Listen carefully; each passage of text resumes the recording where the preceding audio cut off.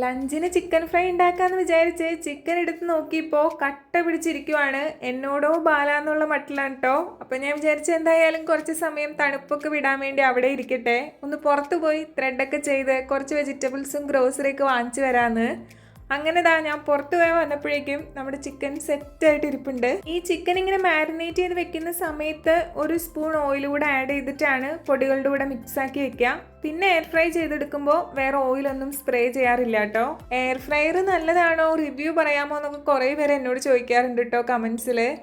Actually എൻ്റെ വീട്ടിൽ അങ്കമാലിലും ഞാൻ എയർ ഫ്രയർ യൂസ് ചെയ്യായിരുന്നു. പിന്നെ നമ്മുടെ സച്ചുവിൻ്റെ വീട്ടിൽ തിരുവനന്തപുരത്ത് എയർ ഫ്രയർ ഉണ്ട്. ഇവിടേക്കും ഞങ്ങൾ എയർ ഫ്രയർ വാങ്ങിച്ചിട്ടുണ്ട്. അപ്പോൾ എന്തായാലും യൂസ്ഫുൾ ആയതുകൊണ്ടാണ് നമ്മൾ വാങ്ങിച്ചത്.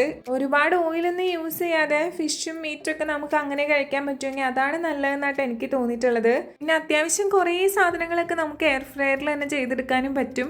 ഇനിയിപ്പോൾ ഇങ്ങനെ പറയുമ്പോൾ കമൻസിൽ കുറേ പേര് എയർ ഫ്രയറിൻ്റെ നെഗറ്റീവ്സ് ഒക്കെ പറഞ്ഞേക്കാം. ചിലപ്പോൾ ഉണ്ടായിരിക്കാം. എനിക്ക് അതിനെ പറ്റിയിട്ടൊന്നും ഭയങ്കരമായിട്ടുള്ള ധാരണയൊന്നുമില്ല.